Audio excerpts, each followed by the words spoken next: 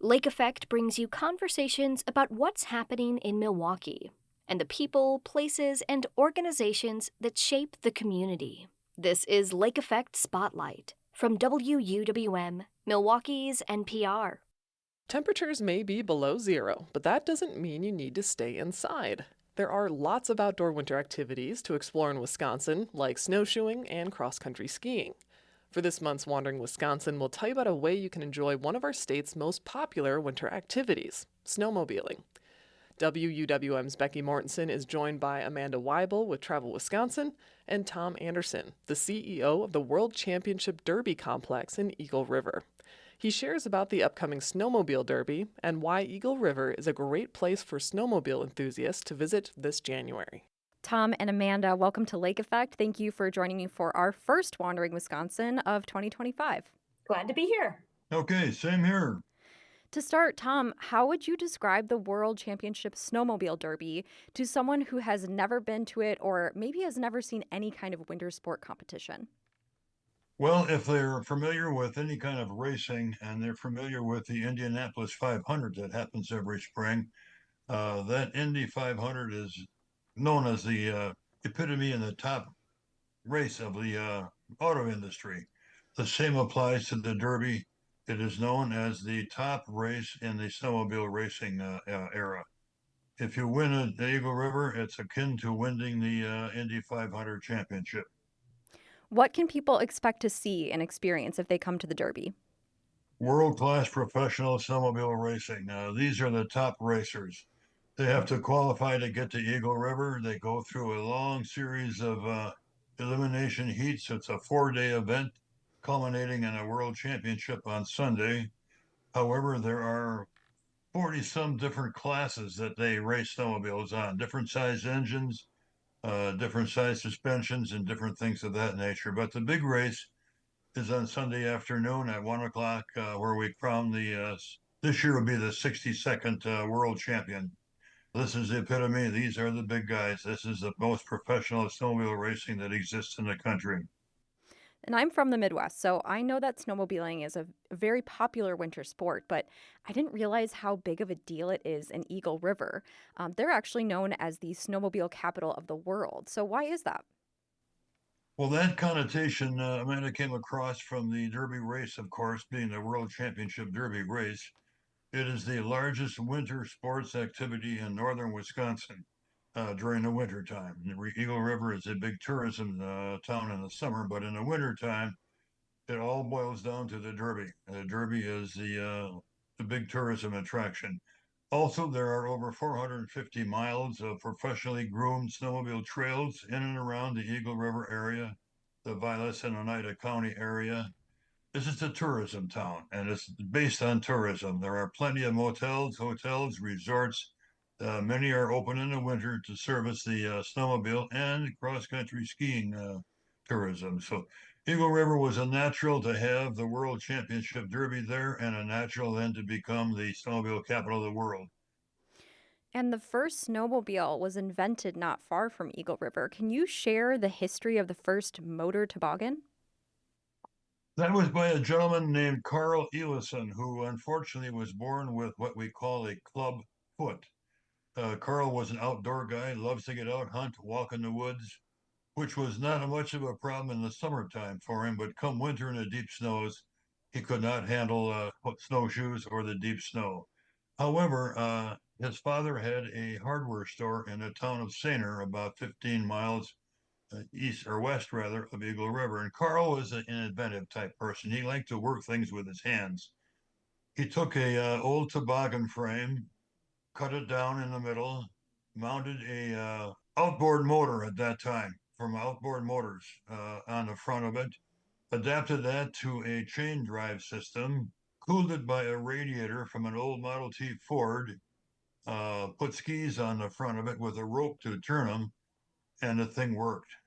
He was able to go through the snow 8, 10 miles an hour, deep snow. It floated all over the snow, and Carl was able to go. Well, people saw the first one he made, and well, I want to buy one. The second one was even better, the third, the fourth, the fifth, and within about 2 or 3 years, He had a crew of 4 or 5 people building snowmobiles. Pretty soon, within about 10 or 12 years, Sweden ordered 50 snowmobiles for their military in the country of Sweden. Carl couldn't produce 50 of them. He didn't have the manpower or the facility to do it.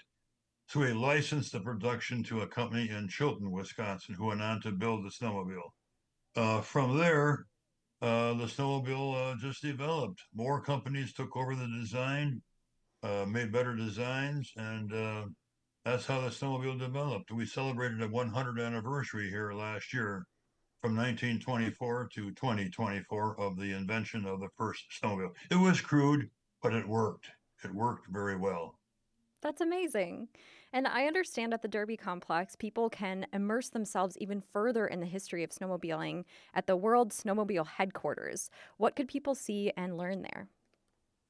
The World Snowmobile headquarters is a headquarters of about 5 different snowmobile groups all in one.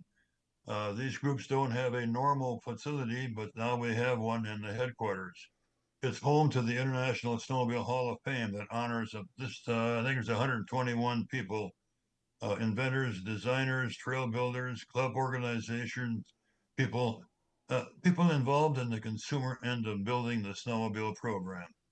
A lot of these people are never known to anywhere except their local communities, but they are the root of the snowmobile program. They are the developers that made the trails.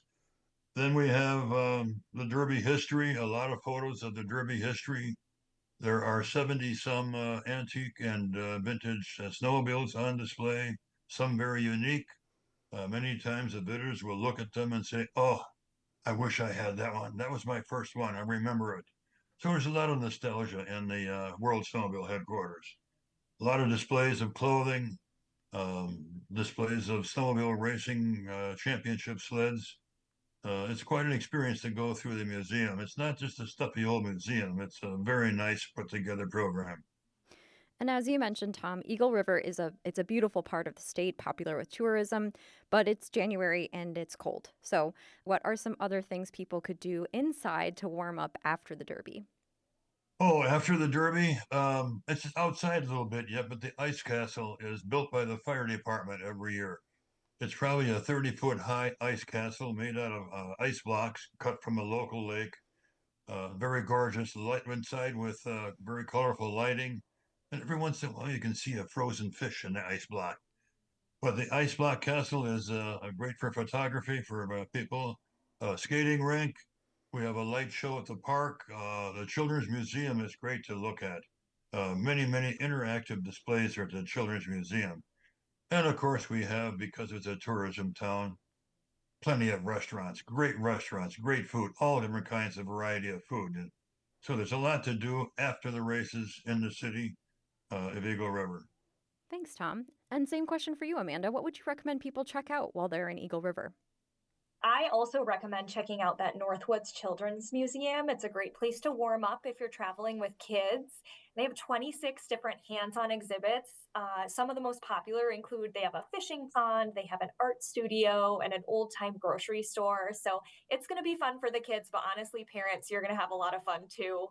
If you're looking for more of that snowmobile history beyond the opportunities that Tom already mentioned, you can also visit the Snowmobile Hall of Fame in St. Germain.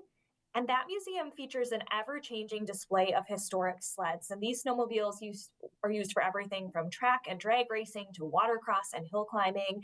And like I said, they're always changing their display. So even if you've been in the past, you're going to want to go back and check out what they have now. And then, of course, you're in the snowmobile capital of the world. Maybe you want to spend some more time enjoying the outdoors and go on your own snowmobile adventure.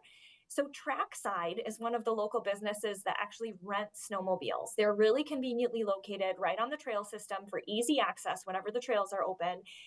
In addition to the sleds, they also rent the jackets, the bibs, the boots, heated helmets, everything that you need so that you are going to be warm and comfortable while you're enjoying the trails. And Tom mentioned that there's some really good restaurants. Any places you'd recommend for people to check out to grab a drink or a meal? Absolutely. So, a couple of good options if you want to sip on some great craft beer and hear the local tales of the area, you're going to want to go to Tribute Brewing Company. It's a really cozy spot in Eagle River. And their beers pay homage to the local legends, landmarks, and folk tales of the area, like the Barefoot Charlie IPA or the award-winning Blueberry Train Wheat Ale. So that's a really great stop. I also recommend putting Leafs Cafe on your itinerary for that comfort food that just pairs perfectly with the cold weather. They serve hearty dishes for breakfast and lunch. You're going to find a wide selection of omelets, and they are famous for their chicken and dumplings. So make sure that you save room for that too. And if people want to enjoy the full 4-day derby and need to find a place to stay, where are some places they could look? Wild Eagle Lodge is a really excellent choice. Honestly, any time of year when you visit Eagle River, that's a year-round resort. And they have accommodations suitable for couples up to travel parties as large as 25. So definitely if you've got a big group going, Wild Eagle Lodge is a great place to check out. And you're going to have all the comforts and amenities of home. You've got a full kitchen, living rooms, patios. They also have an indoor swimming pool and hot tub. Another great option to look into is Eagle Waters Resort. They have rooms in their lodge, but they also have cabins and condos to choose from. So you're going to want to book early so you can get one of those cabins with a fireplace for that perfect winter in Wisconsin ambiance. And it's also really convenient dining. They have an on-site Eagle Waters Supper Club, and their signature dish is their prime rib, which is served nightly along with all the other classics you're going to find on a great supper club menu. All right, Tom, there are tons of winter activities people can do, but there's something uniquely Wisconsin about snowmobiling. What do you think draws people to the Snowmobile Derby each winter? It's enjoyable to watch these people come, have fun, enjoy. Those that have indoor seating, fine. But there's also a large contingency that stand on the side hill in the winter, all bundled up and watch the races, cheer, holler, and yell, and they have a great time. It's a big social tourism gathering coming to the Derby track. Much like coming to any other big national event, it's a social gathering here at Eagle River. And Amanda, same question for you. Well, snowmobiling is really more than just a pastime in Wisconsin. It's a passion. I think you can hear that in all of the examples that Tom gives about the spirit and the social activity around this Derby event. And the heritage of snowmobiling is so strong here, too, from that amazing story of the invention of the motor toboggan that started it all to the 25,000 miles of trails that we have today. There are generations of families and friends that are making memories and making snowmobiling the cornerstone of these unforgettable winter vacations. And you can see all that heritage, that passion, it comes alive during the Derby. It's this great opportunity to be cheering along with tens of thousands of fans and celebrating, this common passion for snowmobiling that unites everyone. All right. Amanda and Tom, thank you both for joining me for Wandering Wisconsin. Thanks for having us. Yes, thanks. Thanks for having us. Appreciate the time.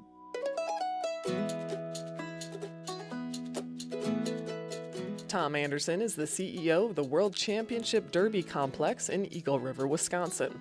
Amanda Weibel is the Communications Officer for Travel Wisconsin. They both joined Lake Effect's Becky Mortensen for a monthly series, Wandering Wisconsin.